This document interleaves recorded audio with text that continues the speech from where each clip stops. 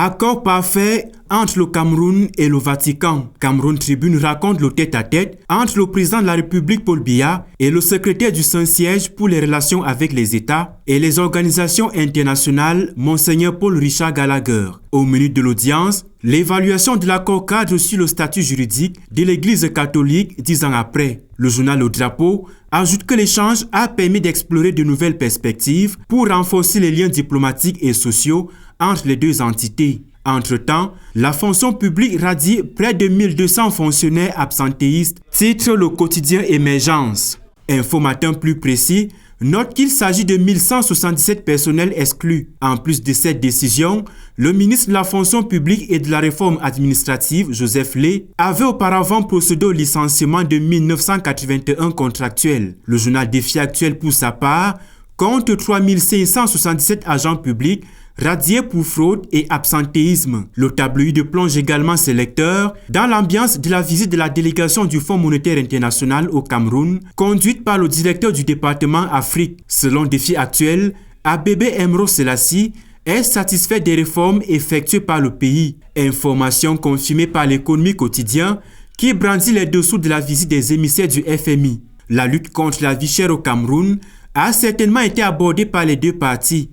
Le quotidien Le Jour constate que les prix des produits de grande consommation s'envolent. Pas d'inquiétude pour les fêtes de fin d'année, rassure le journal Le Drapeau, qui souligne que le ministre du Commerce, Luc Magloire Mbarga-Tangana, a annoncé qu'il n'y aura ni pénurie ni hausse des prix pour cette période festive.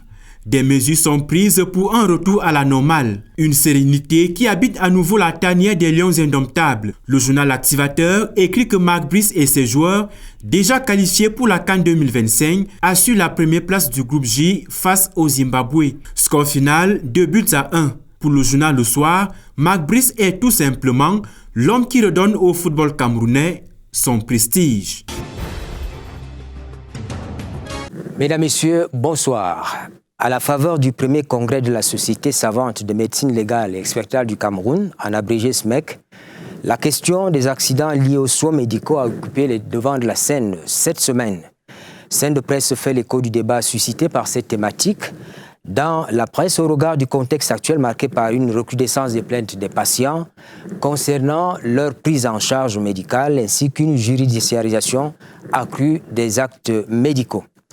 Nous en parlons avec le concours des personnes ressources invitées autour de cette table, à savoir Eric Boniface et Chouako. Bonsoir.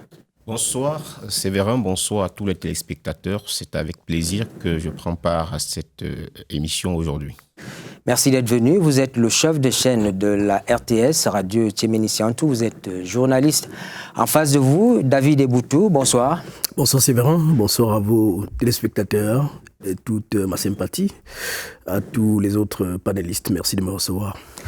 Docteur chercheur en histoire des relations internationales, spécialiste du panafricanisme, je rappelle qu'il a été récemment l'un des invités spéciaux africains cooptés pour prendre part aux travaux du sommet des BRICS. C'était une invitation du ministère russe des Affaires étrangères. Tout à côté de moi, Dr Adèle Rose Nyekibel. Bonsoir. Bonsoir Monsieur Alega, bonsoir aux téléspectateurs, bonsoir à mes copanélistes et merci pour l'invitation. Merci d'être là également. Ça n'a pas été facile de vous avoir à la suite des travaux que vous avez eus à Yaoundé. Vous êtes ORL, expert en dommages corporels. Et enfin, je termine par professeur Eric Nsemetouke. Bonsoir. Bonsoir Monsieur Alega, bonsoir copanélistes et bonsoir à tous les téléspectateurs. Médecin légiste, expert en dommages corporels, expert en accidents médicaux. Et c'est le président, je suppose, à la sortie du congrès, le président de la Société savante de médecine légale et expérimentale du Cameroun. C'est cela. C'est exactement cela. À tous, merci d'avoir accepté l'invitation de la CRTV. Cela dit, madame, messieurs, acceptez que nous marquions un premier arrêt sur un autre fait de l'actualité abondamment relayé par la presse au moment où se déroule au Parlement la session ordinaire du mois de novembre consacrée exclusivement à l'examen et à l'adoption du budget de l'État au cours de l'exercice 2025. Parlant de l'assainissement du fichier solde de l'État, le journal Défi Actuel révèle cette semaine que plus de 8 677 agents publics pourraient être radiés par le ministre de la Fonction publique au terme de la phase contentieuse du comptage physique des personnels de l'État, lancée il y a quelque temps par le ministre des Finances, Louis-Paul Motazé. Expression économique parle de 1172 agents publics révoqués, tandis que le quotidien L'économie écrit dans sa une plus de 5000 agents de l'État en sursis. Alors, Éric Boniface, ce sujet nous parle autant que nous sommes autour de cette table. Tout à fait. Je crois que le gouvernement est sur ce coup-là dans la bonne direction parce qu'il est anormal que quelqu'un puisse percevoir un salaire sans avoir fourni la contrepartie qui est le travail. Et je souhaite qu'au terme du processus, parce que c'est un processus qui a démarré il y a plusieurs années, que l'on ne s'arrête pas simplement à la révocation de ces agents, qu'il y ait même des actions judiciaires pour les contraindre. Pour ceux qui ont indûment perçu l'argent des impôts des Camerounais, à les restituer, que les sommes indûment perçues soient restituées et que, également, toutes les personnes qui ont permis que cela puisse se faire soient punies. Parce qu'on sait très bien que, s'agissant par exemple des enseignants, c'est l'un des corps les plus visés par des départs massifs pour l'étranger, mais qui continuent. Le Canada, précisément. Le Canada, un des pays de prédilection des Camerounais. Ils ont été en 2023 plus de 10 000 Camerounais qui ont légalement immigré au Canada selon au commissariat du Canada au Cameroun. Donc, le problème est qu'ils vont au Canada, mais ils donnent des procurations à leurs membres de leur famille qui continuent à percevoir les salaires auxquels ils n'ont plus droit. Donc, il faut, et cela avec la complicité généralement de leur chef hiérarchique. Et ce sont donc ces chefs hiérarchiques qui ne doivent pas sortir indemnes de l'opération. Parce que si on ne le fait pas, je suis sûr que les gens chercheront toujours à jongler. Mais si un proviseur, par exemple, de lycée, est frappé parce qu'il a couvert des actes de détournement de fonds, parce que ce sont des actes de détournement de fonds publics, en permettant que quelqu'un qui n'est pas en activité dans son établissement puisse continuer à percevoir un salaire, je crois que ça va servir de leçon et il sera plus difficile pour les autres à venir de contourner la norme. Mais si cela n'est pas le cas, les gens chercheront toujours à jongler, quitte à ce que plus tard on relance des recensements physiques des personnels de l'État. Sinon, on sera dans un cycle infernal et on n'en sortira pas. Donc c'est une bonne chose, mais il faut après établir toutes les responsabilités et sanctionner tous ceux qui doivent l'être. Mais ça semble être un véritable serpent de mer. Il y a des dispositions qui sont prises pour qu'on arrête ce phénomène. L'assainissement du fichier solde de l'État, ça n'arrive pas toujours. On commence le processus. Il y a toujours des malins qui trouvent le moyen d'échapper à toutes les mailles. Alors, docteur, vous pensez que cette affaire-là, on pourra un jour arriver à une solution finale? Mais il faut toucher du doigt la réalité. Je crois que ce phénomène persiste parce qu'il y a des complicités, bien évidemment. Et comme l'a dit Eric, ces complicités sont institutionnelles, même non institutionnelles. Ceux qui y vont et qui continuent à percevoir des salaires de façon indue, c'est parce qu'ils connaissent forcément des maillons, des acteurs bien placés quelque part dans des ministères. Parfois, ces jeunes-là qui rôdent autour du ministère des Finances et qui connaissent tel maillon bien placé, voilà comment ça se passe. Et parfois même dans les banques qui sont généralement responsables du débit que ces gens-là vont percevoir. Mais à côté, je crois que c'est ce qu'il faut également dire, c'est qu'il faut aujourd'hui aussi interroger le pourquoi de cette saignée. Pourquoi les Camerounais, les travailleurs qui ont... On parle du mal vivre des Camerounais. Voilà, je suis entièrement d'accord. Et c'est pour cela que je dis, voir simplement ou prendre le bout en condamnant ces jeunes qui partent tout de go, certes c'est vrai, mais en même temps questionnons-nous, interrogeons-nous, marquons un point d'arrêt sur le pourquoi de cette saignée administrative et professionnelle aujourd'hui. Mais pourquoi ne pas faire un choix une fois, vous vous sentez mal à l'aise quelque part, vous partez, vous abandonnez tous les avantages liés à ce que vous aviez avant? C'est trop facile, monsieur Séverin. Vous savez, le secteur de l'enseignement, par exemple, que je connais un peu, quand vous avez terminé une formation au Cameroun, qui est l'une des meilleures, comme on le dit, le cycle de recrutement est un véritable chemin de croix. Vous savez, par exemple, qu'il y a des gens qui sont sortis des ENIEJ depuis 10-15 ans et qui n'ont jamais été intégrés. Et qui sont parfois intégrés après un concours d'intégration qui intervient parfois 20 ans plus tard. Vous imaginez, il faut donc rattraper, la famille a signé, la famille a dépensé, et il faut aujourd'hui, vous avez un devoir de reconnaissance familiale, sociale, qui vous oblige à produire du résultat tout de suite. David, c'est pas là le problème. Laissez-moi terminer, Eric. Je crois que le problème est là, parce que justement, si vous ne pouvez pas percevoir un salaire sans avoir effectué une tâche, même si le salaire est petit. Ce que je veux dire, je suis d'accord avec vous. L'honnêteté intellectuelle voudrait que si vous n'avez pas travaillé, vous ne percevez pas le salaire. Non, je suis d'accord avec vous. Si c'est petit, vous démissionnez simplement. Ce que je dis, n'est-ce pas, tout le monde est libre de partir. C'est que l'État aujourd'hui, n'est-ce pas, qui veut résoudre le problème de la saignée, justement, des travailleurs du secteur professionnel et autres, aujourd'hui, ne doit pas prendre ce problème par le bout en condamnant uniquement ses compatriotes qui partent. Il faudrait également travailler à redonner justement de la valeur aux travailleurs, en commençant justement par bien les rémunérer. Vous savez, le secteur de l'enseignement, vous avez parlé du Canada tout à l'heure, ce n'est pas seulement le Canada. Moi, je vais constamment en Côte d'Ivoire. Au Canada, en Côte d'Ivoire aujourd'hui, c'est plein de Camerounais qui exercent dans ce secteur-là, parce que comparativement à notre système professionnel si vous choisissez d'aller travailler en Côte d'Ivoire ou au Canada, c'est légitime, c'est normal. Mais vous devez abandonner aussi le salaire perçu au Cameroun. Sauf qu'il y a une disposition juridique qui fait que vous pouvez partir et vous continuez à percevoir votre salaire avant que le législateur ou alors la machine administrative ne constate le problème est au effectivement système. Que vous n'êtes plus là. Vous n'êtes plus là.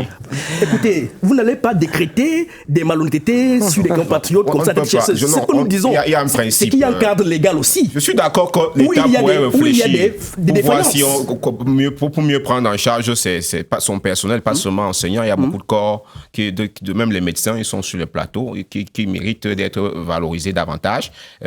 Mais le problème est un problème d'éthique. Vous ne pouvez pas ne percevoir... C'est quoi le salaire? Eric, on ne décrète pas l'éthique. Le salaire, c'est la contrepartie d'un travail effectué. L'éthique ne se décrète pas, vous ne pouvez pas être à l'étranger. Et vous savez très bien que sur place, il y a des Camerounais qui peuvent peut-être vous remplacer. C'est vrai, on est désolé parce qu'on perd des compétences. La plupart sont très compétents. Mais vous bloquez ces personnes-là parce que si l'État se rendait effectivement compte que vous n'êtes pas en poste, je prends le cas d'un établissement. Si l'État se rend compte qu'il n'y a pas d'enseignants, alors que sur le papier, il a 80 enseignants, il va recruter davantage. On parlait des ENIEJ tout à l'heure, il va intégrer davantage. Mais vous percevez un salaire, vous n'êtes pas au Cameroun. J'avais la parole, vous m'avez presque lâché la parole. Je suis presque d'accord avec ce que vous dites. Ce que je dis, c'est que régler le problème en commençant par la fin ne résoudra aucun problème.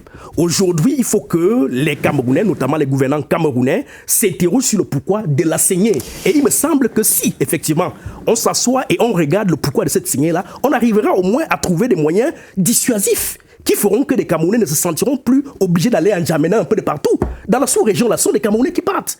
Et donc, on ne va pas venir les condamner ici en parlant de problèmes d'éthique comme cela, comme si nous avions le monopole de cette éthique-là. Ce que je dis, c'est qu'aujourd'hui, il est important que les Camerounais regardent le traitement qu'ils accordent, la gouvernance camerounaise notamment et politique, regardent le type de traitement salarial par exemple, qu'ils accordent à leur personnel au niveau de tous les secteurs. Et je crois que ça va commencer par là. Si on est bien traité, si on rentre même en droit de ce que la législation promet de vous reverser, je crois que ça va commencer par là. Il y a beaucoup de failles. Donc, il y a un cadre réglementaire à mobiliser pour régler cette problématique. Mais si on va tout de go, en condamnant ces Camerounais qui partent pour aller chercher un mieux vivre ailleurs, je crois qu'on n'en sortira pas. On condamne le fait qu'ils partent et continuent à percevoir les salaires. Il y a une disposition réglementaire qui est là. Droit de l'homme. On ne peut pas empêcher. Eric, il y a une disposition réglementaire favorable. Est-ce que vous savez par exemple... On condamne le fait qu'ils continuent à percevoir les salaires. Ils sont libres de partir. Je vous dis donc qu'il y a une disposition réglementaire qui favorise même cela. Est-ce que vous savez par exemple que le fait que vous preniez par exemple une présence effective qui date, en fait, qui est valide pour 3 mois, vous couvre pendant une période d'absence que vous pouvez passer à l'étranger ou ailleurs, parce que le moment où vous serez interpellé, vous pourrez brandir justement cette présence effective en disant, pendant 3 mois, ce document me préserve. Et c'est ça, ce document-là, que parfois, votre banquier a besoin pour des opérations de retrait d'argent et autres. Donc, il y a une réglementation également, peut-être à baliser pour empêcher que cette saignée soit son thème comme on le voit aujourd'hui. Un sujet qui doit certainement vous interpeller, vous médecins, vous ne vous avez pas oublié, hein, vous savez. Émergence évoque à sa une de mardi dernier la guerre ouverte contre les gardes à vue abusives dans les brigades de gendarmerie. Vous êtes des médecins légistes.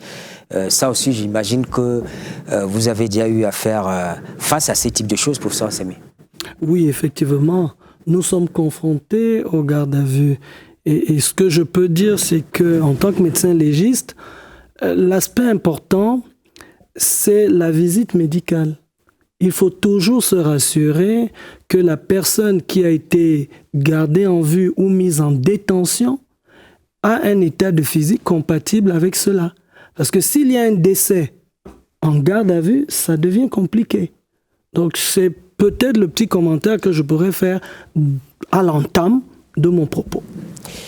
Docteur Adèle Rose Nyekibel, j'espère que j'ai bien prononcé. Oui, tout à fait. Alors, les gardes à vue et détention abusive, jusqu'où ira le CED, s'interroge le quotidien Le Messager dans sa une du mardi. Vous avez une projection à faire par rapport à cette interrogation, parce que le quotidien Le Messager semble dire oui, c'est peut-être un effet de manche. Alors, moi, je pense que le problème n'est pas la garde à vue ou la détention. En fait, il faut respecter les textes qui l'encadrent. Il y a des textes de loi juridique qui encadrent ces gardes à vue et ces détentions et qui les déclarent donc abusives ou pas. Et maintenant, donc, c'est aux autorités judiciaires compétentes à qui cela incombe. Nous, en tant que médecins experts, on interviendra si on nous fait appel pour, comme le professeur Sémé a dit, juger de l'état médical. Je vous pose une question tout de suite. Quand vous dites « on vous fait appel », nous, public, nous avons en idée que lorsqu'il y a un problème, on va évoquer ça tout à l'heure sur les erreurs médicales, est-ce que nous avons la possibilité de vous saisir comme individu? On peut saisir un médecin légiste, c'est possible, pour que vous preniez en main un dossier que nous avons? Effectivement, et ça s'appelle de la médecine de recours. Vous pouvez saisir un médecin légiste pour qu'il vous aide à monter votre dossier. Par contre, dans le cadre actuel, c'est-à-dire les gardes à vue, cela est encadré. Il faut venir avec un conseil, c'est-à-dire un avocat, et si c'est au plan étatique, ce sera derrière une réquisition. Mais vous pouvez faire appel au soutien d'un médecin légiste. On les appelle à ce moment-là des médecins de recours. La garde à vue, les gardes à vue abusives, docteur Eboutou, ça peut donner quelque chose, Eric Boniface? Bon, moi je pense qu'il faudrait, à la suite du CED, que le DGSN, le patron de la police, prenne à peu près la même note à l'égard de ses collaborateurs. Parce qu'au Cameroun, on sait très bien qu'il y a la gendarmerie, également la police, qui exerce communément ce qu'on peut appeler les missions de police. Mais là, c'est la gendarmerie qui s'est plaint. Oui, la gendarmerie s'est plaint parce que les mêmes faits, on peut les retrouver également au niveau de la police. Donc, je pense que de manière holistique, il faut adresser cette question. Et c'est très important parce que ce sont des hauts lieux même de torture. On a des médecins légistes là. Ce sont des hauts lieux de torture et il faudrait faire en sorte à dessein peut-être? Parce que la torture n'est pas que physique, hein, elle est même psychologique. C'est quoi garder à vue en fait? C'est te mettre, comme ton nom l'indique, à portée de vue.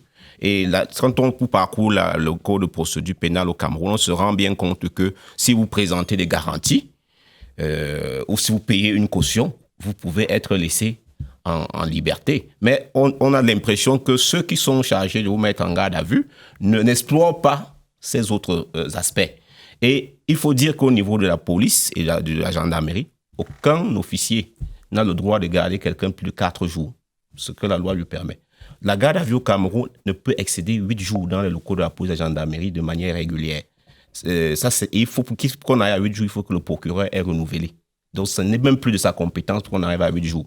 Maintenant, c'est que pour les infractions liées au terrorisme et autres, la garde à vue peut être 15 jours, mais renouvelable une fois. Mais c'est ce que la loi, la législation camerounaise a prévu. Mais en pratique, on rencontre beaucoup de violations flagrantes des délais de garde à vue. C'est pour ça que le CED a dû monter au créneau. Et s'il y a des sanctions, je crois que ça va être le début de la sagesse pour beaucoup.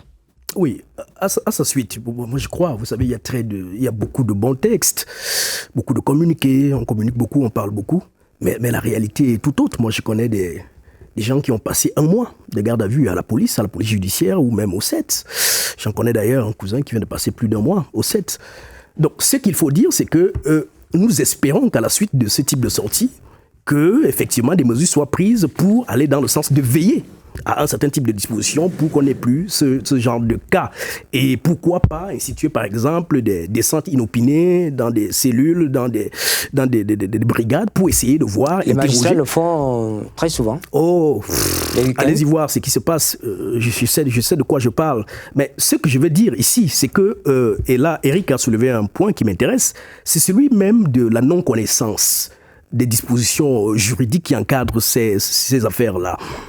Vous savez, c'est quand même surprenant qu'on en arrive à garder des gens qui peuvent justifier d'un certain nombre de garanties, comme consacrées par la loi, et qu'on trouve quand même des contentions pour garder ces individus-là en garde à vue simplement parce que, voilà, il faut vous garder à vue. Vous savez, beaucoup n'ont même pas le nouveau code de procédure pénale, où on vous dit quand même que si vous êtes un fonctionnaire, vous pouvez justifier d'une activité quelconque, vous pouvez amener un collègue qui peut, à partir de sa CNI, se porter garant de vous y amener quand on aura besoin de vous. Bref, il y a un dispositif assez clair, mais qui n'est jamais pris en compte chaque fois que vous vous retrouvez devant un quelconque maillon de l'appareil répressif. Je crois qu'il faut véritablement que les différents maillons et les acteurs qui interviennent dans l'appareil répressif rentrent à l'école de l'applicabilité d'un certain nombre de mesures. Parce que les textes, les discours, les communiqués, si on n'en vient pas parfois aux sanctions de ces différents maillons-là, on n'en sortira pas de l'aubaine de sitôt. Avant de vous retrouver pour la principale thématique de ce soir, allons au Parlement où l'on a débattu de la loi sur la médecine traditionnelle et la ratification de l'accord de coopération en matière de police criminelle en Afrique centrale et en Afrique de l'Est. Regardons. Les services de police doivent mutualiser les efforts, les stratégies pour combattre efficacement le terrorisme, le grand banditisme et puis les crimes en bande organisés. C'est pour créer un monde plus sûr, parce qu'on vit dans un monde extrêmement dangereux. En août 2022, l'OMS, Organisation mondiale de la santé, à la suite d'une étude menée en 2014, indique que 8000 personnes sont victimes chaque année d'accidents médicaux au Cameroun. Accidents médicaux ou erreurs médicales pouvant, pour certaines personnes, provoquer des séquelles sévères et définitives. Nous admettons peut-être, dans le cadre de l'échange que nous avons ce soir, qu'une erreur est définie comme toute forme de soins impropre, retardé ou omis, portant préjudice au patient, soit en aggravant les conséquences médicales, soit en causant un stress émotionnel ou physique. Les spécialistes qui sont là vont trouver la bonne approche pour nous dire ce que c'est. Le premier congrès de la Société savante de médecine légale et expertale du Cameroun, tenu cette semaine à l'hôtel de ville de Yaoundé, nous amène à parler des aléas, des erreurs, fautes et du rôle du médecin légiste. Une spécialité visiblement peu connue qui souffrirait d'un vide juridique qui freine son développement. Alors, dans cet environnement austère, dirions-nous, que fait le médecin légiste? Qui est-il dans la longue chaîne des soins? À quel moment il intervient? Professeur Sémé. Merci, monsieur Allega. Le médecin légiste est un professionnel de la santé qui est d'abord médecin, et qui par la suite va avoir une formation juridique et éthique. Il va donc être le pont entre le soignant et la justice. Le médecin légiste est celui-là qui va agir à 3 niveaux. Il va agir sur le mort, c'est ce qu'on voit dans le cadre des autopsies. Il va agir chez le vivant, c'est ce que nous verrons dans le cas de la matérialisation des formes de violence. Là, on parlera des médecins experts. Et il agit aussi dans le cas du respect des normes et des procédures. Le médecin légiste, dans ses fonctions, travaillant avec la justice, est donc celui qui va matérialiser la faute pour que la justice puisse maintenant se prononcer. Mais s'il s'agit d'une enquête, c'est celui qui permettra de déterminer s'il s'agit d'une mort suspecte, d'une mort naturelle ou d'une mort violente. Alors, à quel niveau nous nous trouvons? C'est le socle. C'est le socle qui permet à tout cet édifice juridique de prendre pied. très souvent, on parle de 8000 personnes qui meurent par an au Cameroun. Bon, il faut reconnaître que ce chiffre-là, il est biaisé dès le départ, parce que ceux qui vous disent exactement ce qui se passe dans nos hôpitaux, ils sont un peu nombreux. On préfère souvent passer par des arrangements entre amis quand ça ne se passe pas bien. Mais ce qui est clair, docteur Adèle Rose, c'est cela. On voit quand même des situations parfois délicates dans nos hôpitaux, dans les centres de santé. Vous amenez votre membre de famille, ça peut être votre épouse, votre enfant, et subitement, il y a un incident qui se produit. Les attitudes parfois nous amènent à poser la question, alors, est-ce que les médecins légistes, est-ce que ça existe au Cameroun? Est-ce que vous faites votre rôle? Est-ce que vous êtes en back-office et simplement vous regardez? Vous attendez qu'on vous appelle? Comment ça se passe? Merci pour la question. Une question qui va me permettre de remettre un peu les choses dans le contexte. Je pense qu'il y a déjà beaucoup d'ignorance de notre profession. Quand je dis profession, moi je suis chirurgienne cervico-faciale de profession et j'ai donc une formation en expertise médico-légale. Ça veut dire que ça ne concerne pas qu'un certain type de médecins. Nous sommes nombreux à faire cette expertise, mais la population parfois ne sait pas qu'on existe. Donc, être ici sur le plateau pour nous est heureusement tombe bien, parce que ça nous permettra aussi, avec le congrès de la SMEC, de dire aux populations, il y a des médecins qui sont là, pas seulement pour soigner tout court, mais s'il y a un incident, d'évoluer vers tout ce qui est judiciaire. Et maintenant, je voudrais aussi faire la part des choses entre les légistes et les experts. Le professeur l'a bien dit. Moi, par exemple, je ne suis pas médecin légiste, si je veux être puriste, parce que le légiste va s'occuper du décédé, et moi, médecin expert de tout ce qui est dommage aux vivants. Maintenant, nous travaillons ensemble parce que nous avons la même formation du côté médico-légal. Mais il faut que la population sache que nous sommes là aussi pour eux. C'est ce qu'on appelle, comme il a dit, le médecin de recours.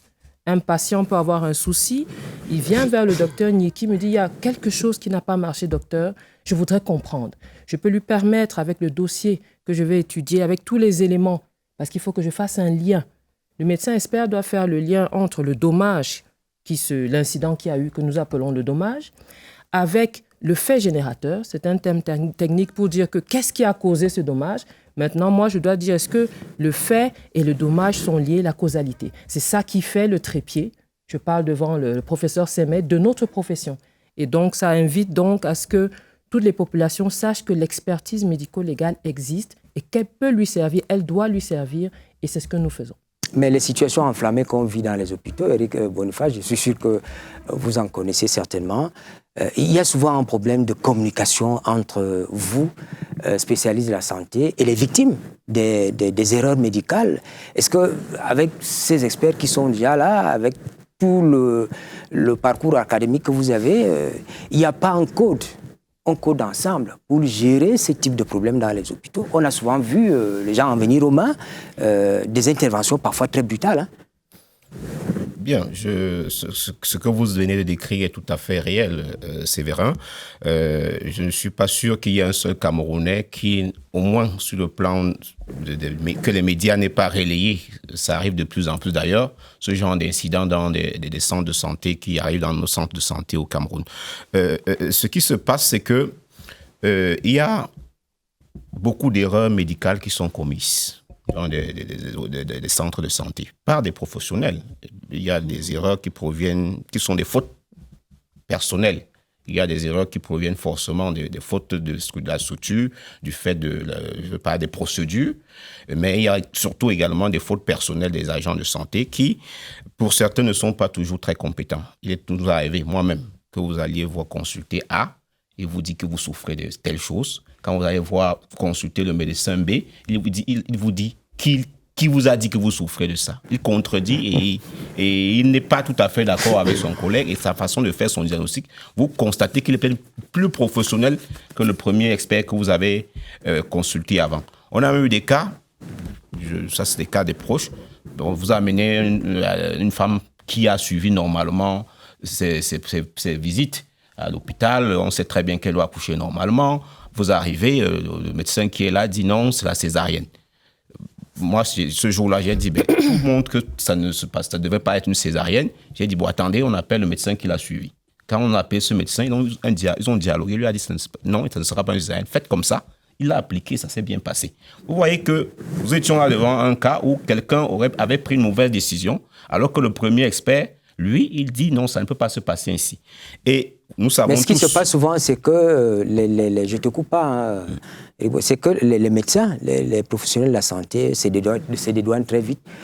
Ils oublient que c'est des humains qui peuvent commettre des erreurs et on n'accepte pas ça. Les médecins légistes, on a l'intention qu'il y ait une complicité entre vous et l'Ordre national des médecins. Bon, on ne sait pas exactement. Est-ce que chacun fait son travail face aux situations que décrit Éric Boniface? Alors, permettez-moi de prendre la balle au bon, Séverin, et de dire que les médecins légistes font leur travail. Mais nous devons comprendre. Je vais, si vous me le permettez, situer d'abord les choses. Dès lors qu'un incident de quelque type que ce soit se produit à l'hôpital, on parlera d'accident. Maintenant, nous allons décliner ces accidents en un triptyque. Le premier, celui dont vous avez parlé, une inobservance d'un règlement, d'une règle de sécurité, ou alors un cas de prévarication est clairement une faute. Ce n'est pas excusable. Le second, nous avons un médecin ou un professionnel qui a la volonté de soigner. Mais à cause d'une mauvaise évaluation et d'une mauvaise appréciation, l'incident survient. C'est ce qu'on appelle l'erreur médicale. L'erreur médicale n'est pas fautive. Elle donne droit à une indemnisation, mais n'engage pas de sanction pénale contre le professionnel. Et nous avons en fait l'aléa. C'est un événement imprévisible. Nous sommes sur ce plateau, la lumière peut se couper. Ce n'était pas prévu. Eh bien, nous allons à l'hôpital, on décide d'opérer, il n'y a plus de courant, on allume le groupe, il y a un défaut technique. Voilà, il y a des choses qui peuvent arriver qui ne dépendent pas du professionnel, c'est l'aléa. La difficulté dans les accidents médicaux, et le docteur Ngonyeki l'a soulevé, c'est de manifester la faute. Il ne suffit pas de se lever, d'aller à l'hôpital avec toute la famille et de porter... Avec des gourdins. Oui, on l'a vu, je ne veux maquettes. pas citer les hôpitaux, mais ça ne suffit pas pour qualifier les faits. Aujourd'hui, nous sommes là pour dire à la population, il y a des experts. Tournez-vous vers les experts. C'est l'expertise médicale qui permet d'apporter une solution. Jusqu'aujourd'hui, permettez-moi de le dire, il y a très peu de cas de personnes, de victimes qui ont demandé des expertises. C'est surtout, je pense, par méconnaissance. Peut-être parce qu'on a peur que vous soyez à la fois juge et partie. Ce sont vos collègues, vous êtes médecins comme eux. C'est eux qui peuvent être à l'origine des erreurs médicales et donc vous allez les couvrir. Permettez-moi de vous couper, nous avons prêté serment. Et permettez-moi d'aller plus loin. Nous ne sommes pas tant aimés que ça. Je vous rappelle quand même qu'au jour d'aujourd'hui, il y a 7 médecins qui croupissent en prison. Vous croyez qu'ils sont arrivés là-bas comment? Il y a bien fallu des rapports. Vous savez, lorsque vous entrez dans une structure hospitalière et que vous dites que vous êtes médecin légiste, tout le monde voit les problèmes. Nous ne sommes pas là pour sauver ou aider nos collègues. Nous sommes là pour œuvrer pour une santé de qualité, des meilleurs soins, des soins disponibles à tout le monde. C'est ça, le médecin légiste. Nous sommes appelés par la justice, nous sommes requis, et à ce moment-là, nous accomplissons nos tâches.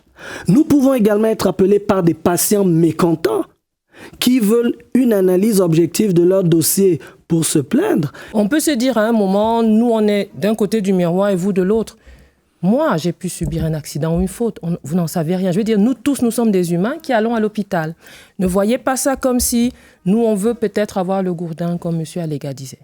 Nous avons réuni toutes les parties prenantes, même les patients, même les juristes, les magistrats, les procureurs, pour poser la question et mettre sur la table l'accident.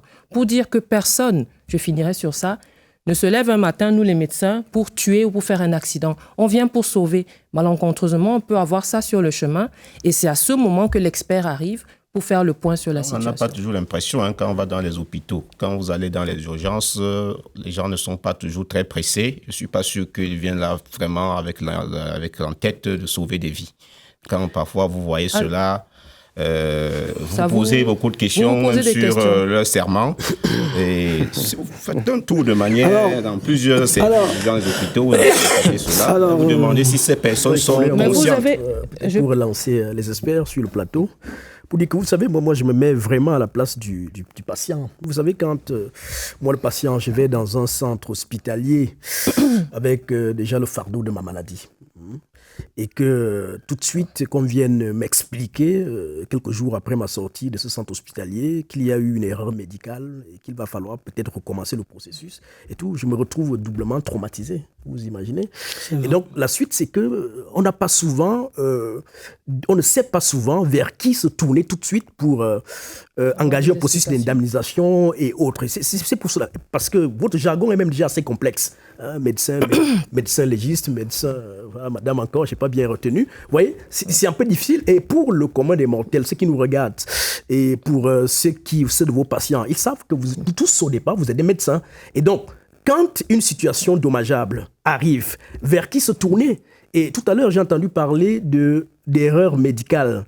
En venant ici, j'ai eu la chance de discuter avec un parent qui me rappelait que même dans erreur médicale, il va falloir dépoussiérer cette notion, parce qu'on vous parlera d'erreur médicale qui est différente d'erreur pharmaceutique, par exemple, d'une erreur administrative, d'une erreur... Bref, il y a tellement d'erreurs qui font que nous, le patient, qui arrivons vers vous pour demander à être soignés, pour demander à ce que vous contribuez à notre processus de guérison. Quand vous contribuez plutôt à nous amener dans des problèmes, on se retrouve doublement traumatisé. Et d'où ma question, si vous permettez, avec la question de Séverin, je viens pour chercher la guérison, la santé, mais si elle n'est pas trouvée à l'issue et un de vos collègues me rassure que j'aurais dû procéder par B, et comme j'ai procédé par A, je me retrouve dans des problèmes. À votre niveau, qu'est-ce que vous faites pour que des situations comme ça soient endiguées, soient annihilées au maximum? Très bien. Alors, ça s'appelle des normes et procédures. Aujourd'hui, je le reconnais, dans les hôpitaux comme dans tous les corps de métier, il y a des brebis galeuses. Je ne veux pas attaquer les forces de sécurité, mais vous savez, les tracasseries routières. Eh bien, c'est la même chose à l'hôpital. Il n'y a pas que des bons.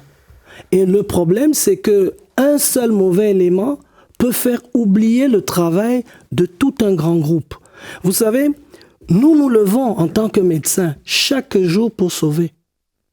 Aucun médecin n'est content lorsqu'il y a un accident. Vous ne savez pas que nous déprimons souvent. L'honorabilité d'un médecin se juge par le nombre de personnes qu'il a soignées. Maintenant, il y a des brebis galeuses. Que faisons-nous? Ça s'appelle la médiation. Lorsqu'un patient n'est pas content, il n'est pas satisfait. Dans tous les hôpitaux, il y a des conseillers médicaux, il y a des directeurs médicaux, il y a des services sociaux qu'on peut saisir. Lorsqu'il est pris en charge tardivement. Attention, s'il est pris en charge tardivement... Donc il est arrivé bientôt. Là, mon propos, c'est de dire, s'il y a eu faute, vous avez droit à réparation. Maintenant, pour avoir réparation... Vous saisissez un médecin de recours, vous saisissez un conseil, c'est-à-dire un avocat, la faute est matérialisée, vous portez plainte et on a les résultats. Mais docteur, professeur, lorsque vous le dites comme cela, ça paraît un peu... C'est comme si vous étiez dans tous les domaines. Votre domaine, j'ai beaucoup de respect pour vous, parce qu'une erreur médicale, ça peut mettre quelqu'un 2 mètres sous terre. C'est ça la vérité aussi. Oui. Il n'y a pas que des séquelles, il y a des erreurs qui mettent directement, on voit directement 2 mètres sous terre. Et ce n'est pas comme si un magistrat, un juge d'instance faisait une erreur. En appel, on peut corriger, il n'y a pas de problème. Mais pour le médecin, le personnel soignant, c'est des domaines dans lesquels vraiment on doit tout faire pour qu'il y ait le moins d'erreurs possible. Vous êtes des humains, on en convient, mais on devrait tout faire pour qu'il y ait le moins d'erreurs possible. Donc lorsque vous le dites comme ça, ceux qui nous regardent là, il y en a là qui peut-être sont endeuillés en ce moment à cause des erreurs médicales. Et c'est terrible. Vous ne savez pas quelle est la personne qui est décédée, ce qu'elle représentait pour sa grande famille.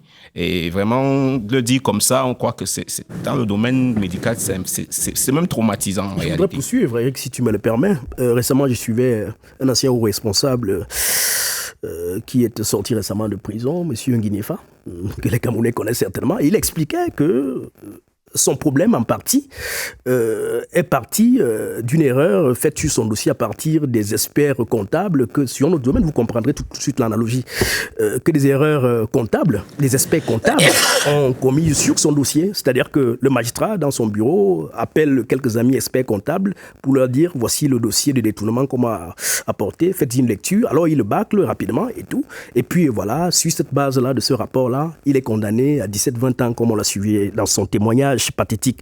Et la suite, c'est que, comme disait Eric, lui, il est en vie et c'est dans un autre cadre parce qu'aujourd'hui, il est en train de chercher réparation. Mais dans votre domaine, j'ai ouï dire tout à l'heure qu'il y a des experts médicaux.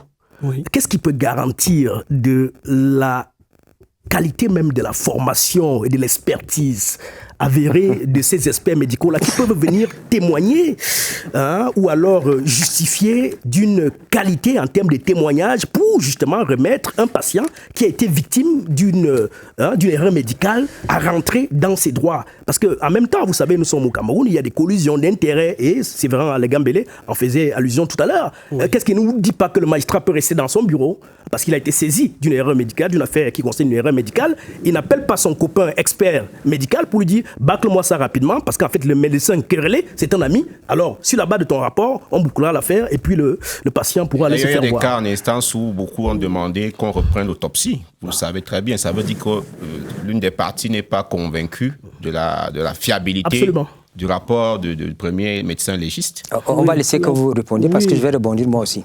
Oui, ce que vous dites est vrai. Ce que vous dites est vrai. Il y a une problématique et nous vous l'avons expliqué à l'entame. C'est pour ça que la SMEC existe. Aujourd'hui, notre société se pose comme la garante de la compétence, de la fiabilité, de l'exactitude des rapports. C'est vrai qu'il y a plusieurs médecins légistes au Cameroun, mais nous nous mettons en tant que société savante pour ramener tout le monde sur des normes, sur des processus, sur un mode de fonctionnement qui soit qualitatif. C'est le travail d'une société savante, c'est ce que nous faisons. Ou plutôt, c'est l'ambition que nous avons. Je vous rappelle quand même qu'il y a le serment d'Hippocrate. Ça reste très formel. Hein? Alors, ce que je veux dire, c'est pas forcément ça qu'on a en pratique. Non, ce que je veux dire, c'est qu'il y a le serment d'Hippocrate, mais que le médecin légiste s'absout. Dites-vous que derrière chaque médecin qui aujourd'hui a perdu sa liberté, derrière chaque famille qui n'a plus celui qui était le pourvoyeur, il y a eu un rapport d'expertise. Donc, nous ne sommes pas là pour dire les médecins ont raison, les patients ont tort. Non. Nous sommes là pour aider à la manifestation de la vérité. Et le congrès que nous avons eu avait d'abord pour but de rappeler à nos collègues leurs responsabilités. Alors, dans votre démarche d'ensemble, professeur, président, Dorten Adèle Rose, la faute première, c'est à quel niveau? Quand vous regardez, vous prenez un échantillon assez large, c'est le médecin généraliste qui ne fait pas le bon diagnostic, ou tarde à l'opposer, c'est les négligences graves au niveau du patient, ou des services d'urgence au bloc opératoire. Les erreurs médicales, c'est à quel niveau que ça se produit? Très souvent. Monsieur Alega, j'aime votre question particulièrement parce que ça va permettre de faire comprendre à tout le monde que l'accident, c'est sur toute une chaîne. L'accident intervient dans un processus de soins. Ça va donc avant le soin, pendant le soin, après le soin. Ça veut dire, comme Séverin disait tout à l'heure, l'accueil. Les gens qui traînent la patte, tout ce qu'il a dit fait partie de ces incidents-là. Donc on a déjà cette partie avant, on a cette partie pendant. Je fais le soin. Moi, je suis jeune, j'opère, je fais une injection, ainsi de suite. On peut avoir le problème à ce niveau. On peut avoir le problème sur le plan structurel, organisationnel. Est-ce que l'hôpital où je travaille a des aides-soignants qui sont là? Est-ce que les blocs sont à niveau? Est-ce que j'ai de la sécurité? Est-ce que les gens sont formés? Est-ce que je fais la formation continue de mon personnel? Vous voyez que ça fait mettre dans plusieurs mailles pour la chaîne soins. Et à chaque maille de cette chaîne, on peut avoir un incident. Je ne sais pas si j'ai un peu éclairci votre manière de voir. Moi, je voudrais rebondir un peu après le professeur. Je voulais poser quand même une question. Vous avez beaucoup insisté sur le serment d'Hippocrate. Je me demande s'il n'est pas trahi au quotidien par le personnel de santé au Cameroun. Prenez le cas de ce que l'on appelle les certificats médicaux. Ils sont signés par des personnels de santé, sans avoir aperçu même la personne pour qui ce document est censé avoir été établi. Comment c'est peut-être l'une des raisons qui fait en sorte que dans le public, on recourt moins aux médecins légistes. Et j'ajoute, Éric Boniface, en disant que l'impunité des médecins nourrit les erreurs. Parce qu'on a l'impression qu'ils ne sont pas punis, faute de procédures bien établies. Si vous avez été victime d'une erreur médicale ou d'un accident médical à l'hôpital, il vous faut beaucoup de courage pour saisir les tribunaux et pouvoir penser que vous aurez réparation un jour. Tout ça, ça fait qu'on s'est dit, le cadre est mis en place pour que les médecins, quel que soit ce qu'ils font, ils soient mis à l'abri. Bon, permettez-moi quand même de m'insurger en faux. Par rapport aux certificats médicaux dont vous parlez, les certificats médicaux légaux, il y a un problème qui est une dérive.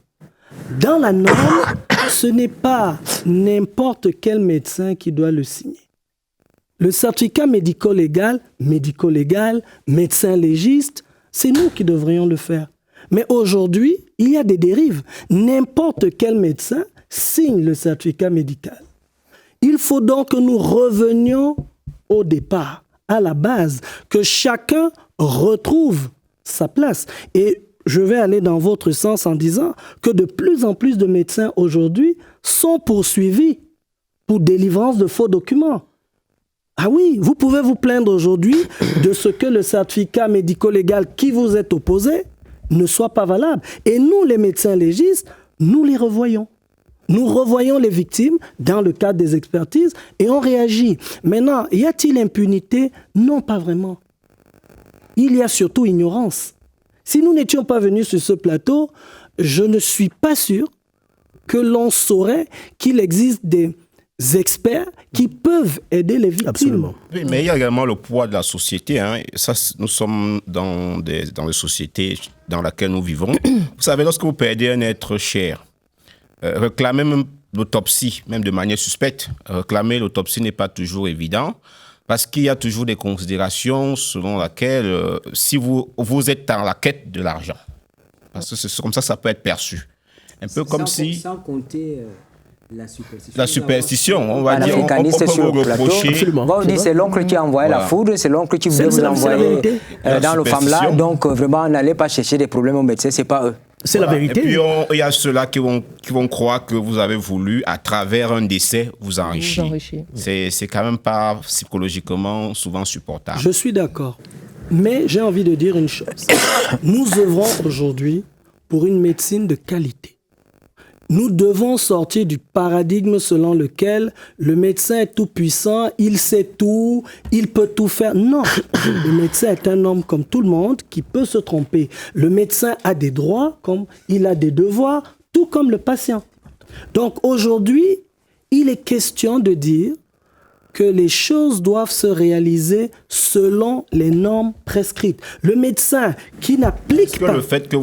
Est-ce que le fait que vous n'ayez qu'une obligation de moyens et pas forcément de résultats n'empêche pas que les responsabilités soient facilement établies? Non. Parce qu'à chaque niveau, comme le disait le docteur Ngoniki, à chaque niveau, il y a des responsabilités. À chaque niveau, il devrait y avoir un cahier de charges. Le congrès que nous avons, qui s'est terminé, avait pour but, par exemple, d'élaborer un algorithme de gestion des accidents médicaux. Parce que ce dont nous parlons aujourd'hui, c'est de dire, il n'existe pas des dispositions qui vous permettent normalement d'aller vous plaindre ou même de requérir l'information. Et c'est ce que nous avons fait. Nous sommes sortis de là aujourd'hui avec ce système. Donc, à partir d'aujourd'hui, que ce soit les patients, les médecins ou autres, s'il y a eu un accident, vous saurez quoi faire. Et de même, nous avons rappelé à nos collègues quel est le schéma à suivre. Je vais juste, je pense, avant que vous preniez la parole, docteur, nous avons un devoir de vérité. lorsque nous soignons, nous vous informons. Nous devons vous informer. S'il y a un souci, nous avons un devoir. Il faut qu'aujourd'hui, on arrête avec cette image du médecin qui sait tout, qui peut tout et qui est inattaquable. Le médecin aujourd'hui peut être attaqué. Oui, je suis tout à fait heureux d'avoir sur le plateau les deux experts parce qu'en même temps, vous savez, on peut un peu les titiller comme on le fait, mais c'est parce que nous avons la chance de les avoir et c'est l'occasion de vous dire merci, Séverin, de nous avoir associés à ce plateau. Parce qu'en réalité, ce qu'a dit le professeur, c'est ça la vérité, il y a un problème de méconnaissance. Quand le patient va vers le spécialiste de la santé, quand à l'issue de leur contact, il y a un drame qui se produit, il y a ce qu'on appelle une erreur médicale, un accident médical, le patient se replie sur lui-même, il ne sait pas où aller. Et c'est d'ailleurs pour cela que le contentieux judiciaire en matière de droit des malades est quand même assez maigre. C'est-à-dire c'est difficile quand même de trouver des cas qui ont pignon sur rue dans ce domaine-là. Pas parce que ces cas-là n'existent pas, mais parce que quand vous causez avec des compatriotes, ils vous disent qu'ils ne sont pas au courant vers où aller. Moi, je suis donc heureux de savoir qu'ici, il y a une société savante qui se mobilise, qui entend disponibiliser un certain nombre de moyens à l'attention des Camerounais pour que ceux-ci, justement, soient au courant d'un certain nombre de choses. Je découvre, par exemple, ici, que si je vais saisir un juge administratif pour un contentieux quelconque concernant, justement, ça c'est une anecdote en passant, j'ai mon épouse aujourd'hui qui est en difficulté parce qu'elle accouche par césarienne et nous étions dans un centre de santé de Yaoundé et elle a fait mon second fils de ce côté-là, mais il se passe que depuis quelques années, on nous dit que nous devons repartir voir les médecins qui l'ont opéré parce qu'aujourd'hui elle est en difficulté et que là-bas l'opération s'est mal passée.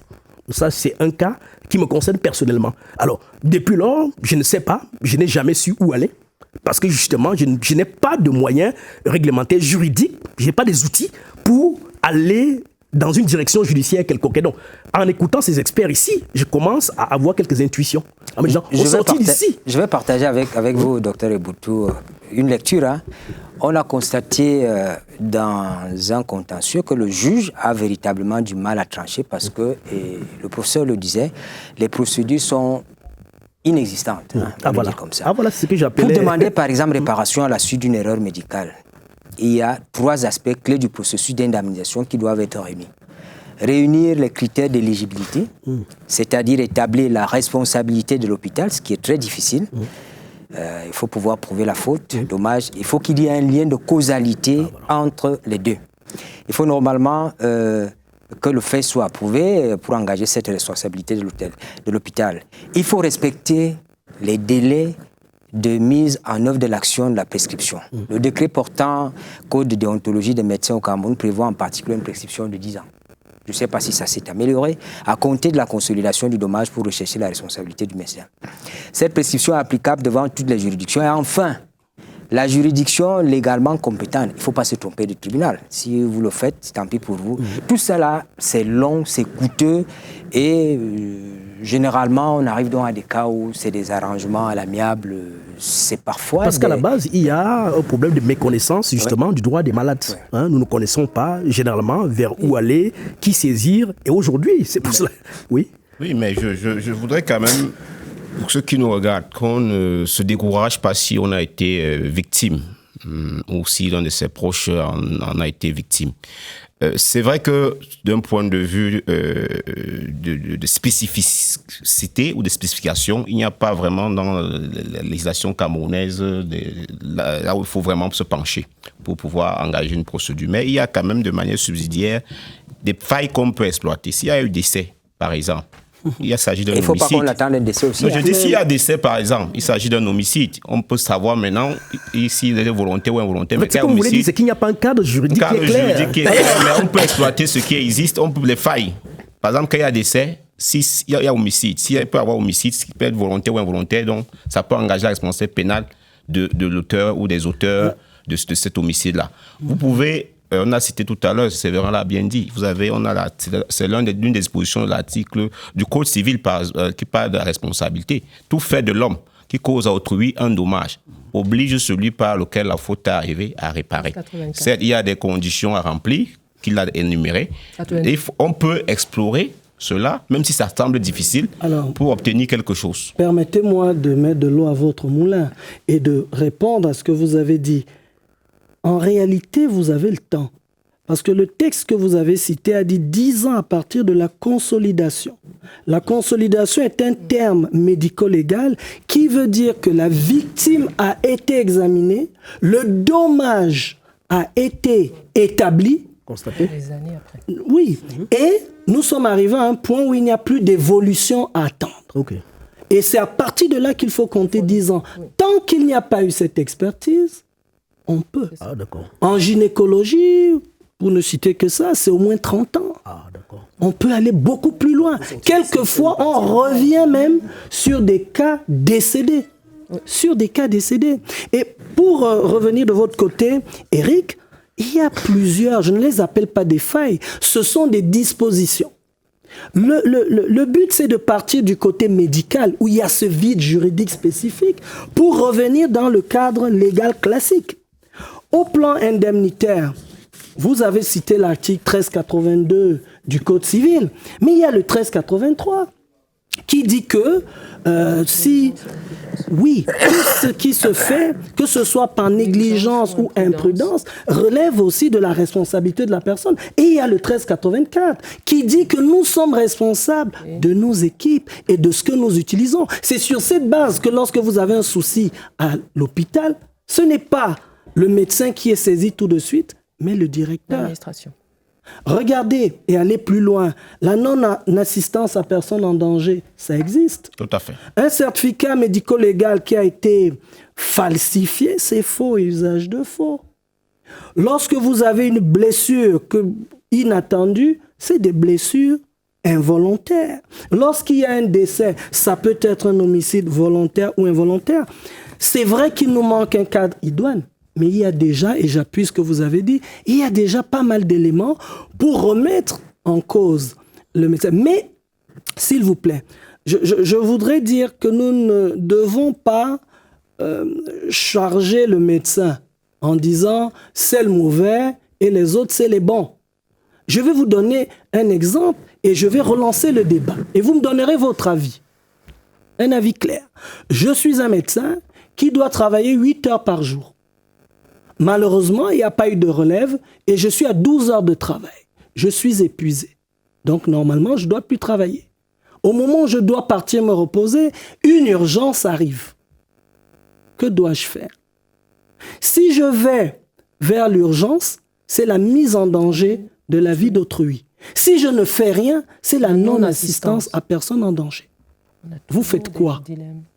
Nous avons ce genre de dilemme. Le médecin n'est pas responsable de l'insuffisance du personnel. Mais il suit le serment qui dit qu'il doit préserver la vie. Donc, j'aimerais qu'on fasse quand même une espèce de balance équitable en disant, oui, il y a des défauts. Oui, il y a des accidents. Mais alors, dites-moi. Mais pour ça, soyez rassurés, nous ne sommes pas. Je vous ai rendu hommage à vous ici sur le plateau ainsi qu'à tout le personnel soignant. Nous savons très bien que vous faites un travail difficile et qu'il est très important. D'ailleurs, je ne suis pas sûr. Il y a tout le monde tombe malade, donc forcément, on vient vers vous. Donc, on ne nie pas que vous soyez utile, très, très important dans la société. Mais ce que nous faisons, c'est pour vous emmener à vous améliorer. Vous savez, rien n'est parfait, tout est perfectible. Donc, nous relevons les insuffisances pour vous permettre de vous améliorer. Ce n'est pas pour vous jeter de l'anathème, non. Soyez rassurés. Juste 10 secondes. Je suis très contente de ce qu'il dit. C'est pour dire que justement au congrès qui s'est terminé, il était question que nous mettions ça sur la table. Parce que je voulais vous dire, nous, les médecins, nous sommes un peu des techniciens. On a un maçon, il faut monter le mur. Donnez-nous du ciment, une truelle et le mur est monté. Maintenant, savoir qu'un enfant est par là, lui dire attention à mon mur, des choses comme ça, peut-être on ne sait pas forcément, ou on ne sait pas bien le faire. Il faut qu'on introduise dans des modules de formation, on apprend à communiquer. Parce que parfois, le médecin n'est pas méchant, mais il ne sait pas comment le dire, comment dire. Et avec l'émotivité qui entoure toujours cette problématique, ça fait qu'il se sent un peu agressé. Donc, tout ça va être amélioré. La SMEC va mettre à disposition même des formations continues pour ça. Parce qu'on a eu la chance d'avoir Mme Kedi Oyono avec son association de garde malade et de famille On l'avait déjà reçu sur ce plateau. Voilà, donc vous savez de quoi je parle. Quand elle prend la parole, c'est quelque chose. Et ça veut dire qu'elle nous a mis un peu de l'autre côté du miroir, de ce garde malade qui va tomber malade parce qu'il garde un malade, de cet enfant qui va manquer l'école, et l'enfant qui va venir vers le médecin demander qu'est-ce qui se passe, et le médecin qui le rabroue. Parfois, quand on est en blouse blanche, on ne voit pas ce côté. Ça nous a permis pendant ce congrès de voir ça, et tout ça devra être amélioré, la communication et l'information aux patients.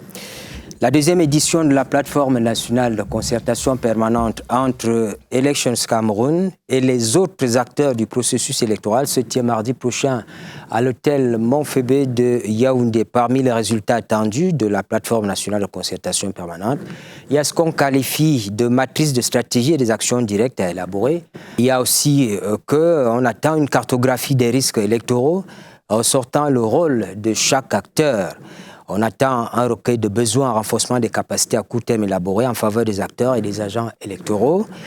On attend un mécanisme d'alerte précoce assez documenté pour prévenir les effets de la désinformation, des fake news, de l'incitation au discours de haine et des violences basées sur le genre. Enfin, on attend l'engagement des parties prenantes à susciter en permanence le dialogue électoral pacifique pour un cycle électoral 2025-2026 inclusif au Cameroun. Tout cela, nous allons l'écouter dans cet élément que nous vous proposons de regarder. Il s'agit du professeur Pierre Titi-Nguel et Dieudonné Bélé Amougou, tous membres du Conseil électoral de l'ECAM.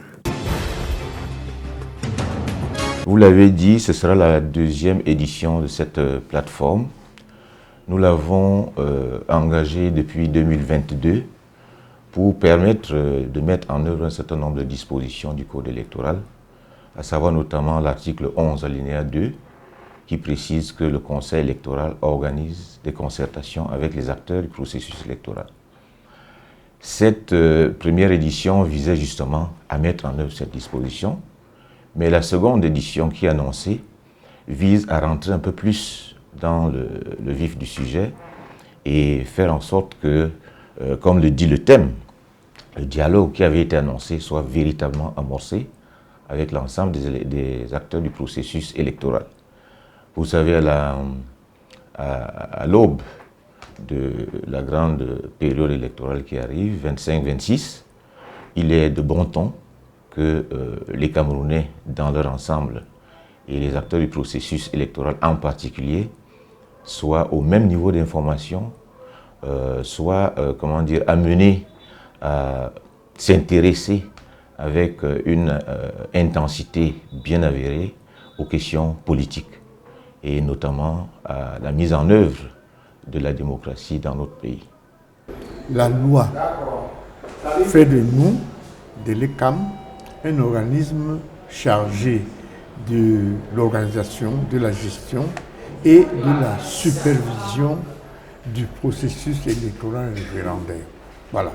Mais on s'est rendu compte au cours de nos rencontres ici qu'en réalité, les vrais acteurs sont les partis politiques.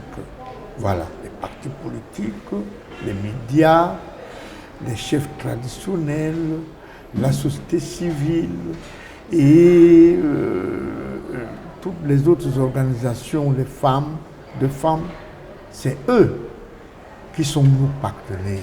C'est eux que nous devons mobiliser. Alors, la rencontre de mardi, c'est pour, nous les appelons, pour leur dire que c'est vous, nous organisons, nous supervisons, mais c'est vous qui êtes des acteurs et des actrices de ce processus, premièrement. Deuxièmement, vous êtes demandé, on vous demande de nous bien vouloir nous dire ce qu'il y a à faire pour que ce processus électoral soit inclusif, pour que ce processus électoral se passe dans la paix. Nous allons parler des bonnes pratiques, les meilleures pratiques médico-judiciaires, s'inspirant certainement des modèles qui existent ailleurs, parce qu'ailleurs, c'est mieux organisé aussi. Nous sommes face à un phénomène qui est un peu tabou, du fait des manquements, des limites que nous avons. Mais est-ce qu'il faut croiser les bras, dire qu'il faut attendre tout de l'État? Qu'est-ce qu'il faut faire à ce moment? Vous avez dit, les médecins sont déjà là, il faut avoir recours à vous. Mais comment? Qu'est-ce que ça coûte, par exemple, à un citoyen lambda que je suis d'appeler un médecin légiste? une consultation médicale. C'est tout. Maintenant, si vous voulez appeler... Je vais être... dire comme ça, c'est je vais aller... Il y a des spécialistes qui demandent 15 000 par consultation. Alors, oui, mais 15 000 par consultation... Il y a 600 dans les hôpitaux publics, par exemple. Soyez précis. Il y a 600 francs, il y a 900 francs, il y a 15 000 francs. Tout dépend de ce qu'il y a à faire. Lorsque vous saisissez un médecin légiste pour une évaluation simple, je dis bien une évaluation, un certificat médical, ce sont les prix officiels.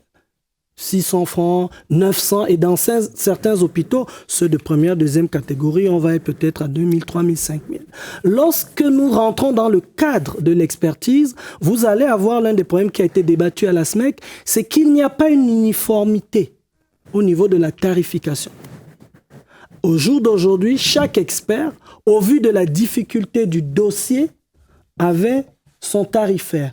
Et le congrès qui vient de passer, dans l'une de ses résolutions, a établi qu'il fallait que nous proposions au public une tarification adaptée aux revenus des Camerounais, mais que tout le monde suivrait.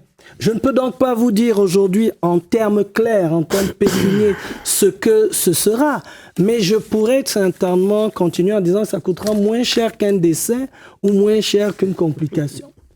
Je pars du substrat selon lequel, lorsque l'accident intervient et que vous ne savez pas que vous pouvez obtenir réparation, vous êtes déjà en perte. Quel que soit ce que vous allez engager dans la procédure, cela vous sera restitué à la fin des débats. Maintenant, il appartient au ministère de la Santé. Parfois, ça prend beaucoup de temps et vous-même, vous pouvez ne pas en bénéficier de manière directe. On sait très bien qu'au Cameroun, si on va en justice, vous savez, en instance, après on peut faire appel, ainsi de suite, et pour que la décision devienne définitive, c'est-à-dire à quelle autorité la chose est jugée, ça peut prendre des années. Ça peut aller plus vite. Et aussi, il faudrait que la partie poursuivie ait suffisamment, à ce moment-là, des ressources pour pouvoir effectivement payer. Moi, je voudrais qu'on insiste sur la communication. La communication entre les professionnels de santé et les victimes probables des erreurs médicales. Comment ça doit s'annoncer? Lorsqu'une erreur se produit, est-ce qu'il revient au médecin de dire oui, j'ai commis une erreur, je sais comment ça doit se passer, comment on doit l'annoncer?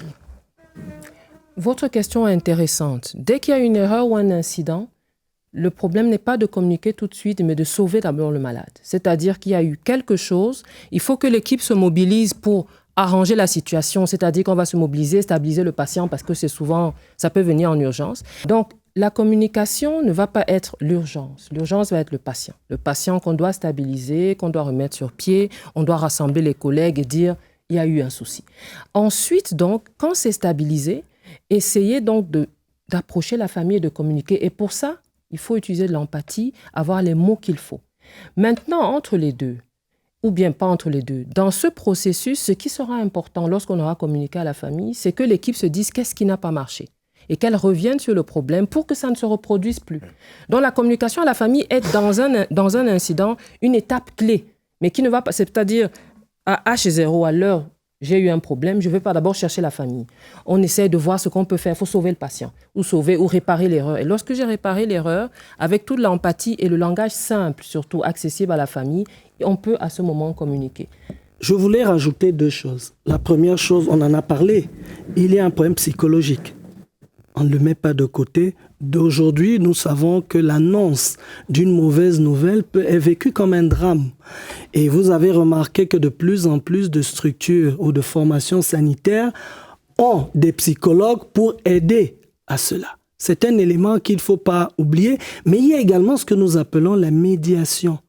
Expliquer aux familles ce qui s'est passé, expliquer aux familles ce qui doit être fait n'est pas évident. Et on l'a relevé ici, c'est un exercice auquel nous devons apprendre à nous atteler. Nous avons longuement débattu dessus et c'est l'un des points faibles, il faut le dire. C'est l'un des points faibles de notre système de santé, mais nous avons pris la résolution de l'améliorer.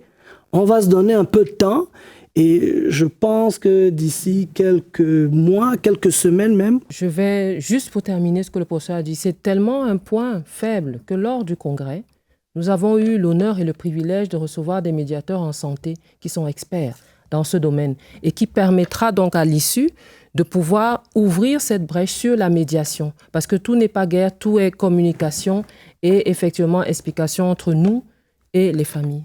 Donc, alors, docteur Eboutou, les experts pensent aussi que pour sauver la confiance entre le personnel soignant et les patients, on ne doit pas négliger le fait qu'il faut restructurer les hôpitaux pour y promouvoir un management consensuel et collaboratif. Ça nous manque un peu. Absolument, absolument. En fait, c'était un tout. Quelqu'un parlait d'approche holistique tout à l'heure. Vous savez, de plus en plus dans les centres hospitaliers aujourd'hui, on ne trouve pas que des techniciens médico-légaux, on ne trouve pas que des médecins. C'est parfois une administration, d'abord bien structurée, c'est parfois une sécurité d'ailleurs, qui vous reçoit d'ailleurs. Et vous savez que la réponse qu'un patient peut avoir d'un agent de sécurité peut impacter sur la qualité du traitement plus tard et tout. Donc c'est un processus, je crois que tout cela doit être inclus dans l'approche holistique qu'on veut justement avoir du système de santé dans notre pays. Mais je crois que cela y va aussi d'un aspect que je trouve intéressant, celui de la prévention. La prévention dans le sens où, effectivement, on ne va pas toujours penser que le rapport entre le patient et le médecin peut finir dans les institutions judiciaires, peut finir avec des sanctions ou alors avec des problèmes. Il faut donc peut-être travailler aujourd'hui à créer un rapport de confiance qui va dans le sens où le médecin doit davantage travailler à rassurer donc le patient, et qui dit rassurer quelque part, c'est de lui disponibiliser un certain nombre d'informations qui visent à prévenir justement de la suite du processus dans ce rapport médecin-patient. Et il me semble que quand je l'ai dit, la prévention est parfois mieux que la sanction. Et donc, ce qui aujourd'hui... Ils n'aiment pas beaucoup entendre parler de la sanction, les médecins.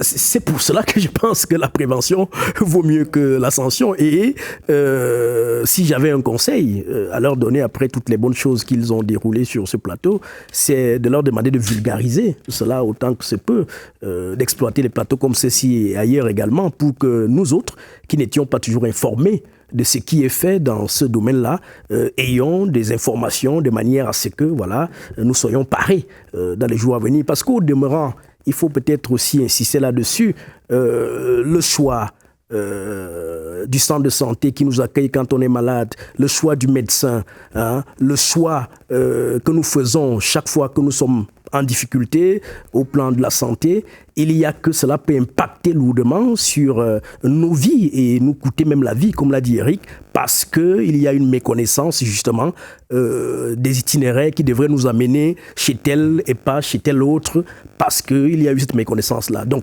au demeurant, je crois que c'est à eux également de faire cet effort-là pour qu'ils ne se retrouvent pas toujours en difficulté quand survient un certain type de problème.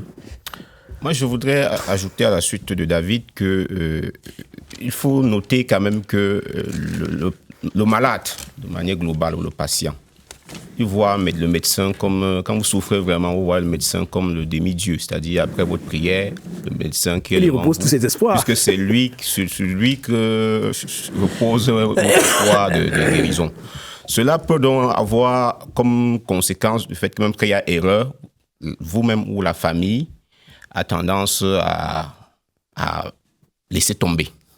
C'est l'une des conséquences de cette perception-là, ce qui n'est pas mauvaise. Mais je pense globalement, au-delà de la restructuration des hôpitaux, de comment est-ce que les choses doivent être organisées et fonctionner, on peut également suggérer à tous ceux qui nous regardent d'avoir au moins 1 ou 2 médecins de confiance pour la famille. Ça permet au moins qu'on puisse éviter un certain nombre de dérapages.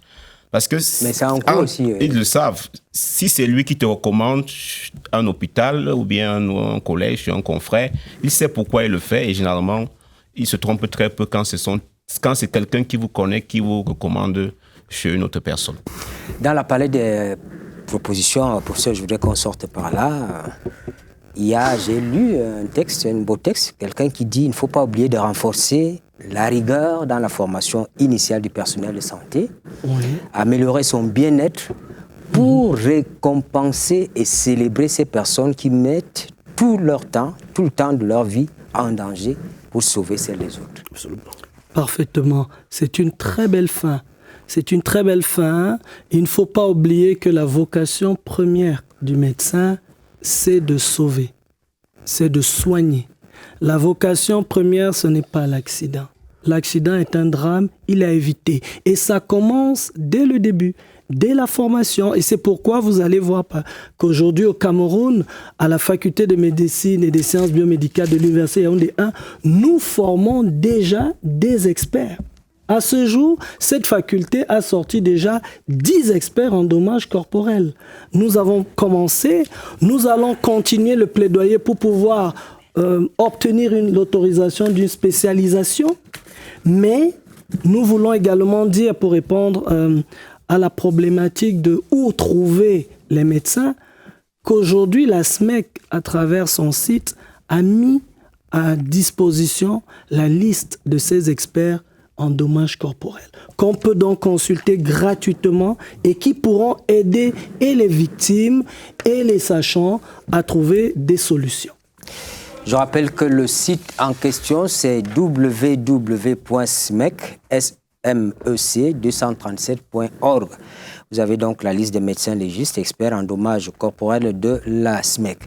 Il ne me reste plus qu'à vous dire merci. Merci pour cet échange que nous avons voulu fructueux et que vous avez pu porter. Échange autour des questions des accidents liés aux soins médicaux qui ont donc occupé de l'espace dans la presse cette semaine. Merci à Eric Boniface Chouako, merci d'être venu. Merci. Merci à David Eboutou qui était là pour la première fois. On souhaite vous avoir une prochaine fois. Merci. Dr Adèle Rose Nyeki Bell, merci également. Ça n'a pas été facile. Professeur Eric Sémé et Touké, merci. Merci infiniment. Je vous remercie pour l'invitation, M. Aga. Mesdames, Messieurs, c'est la fin de cette édition de Scène de Presse. Bonne suite des programmes sur la CRTV.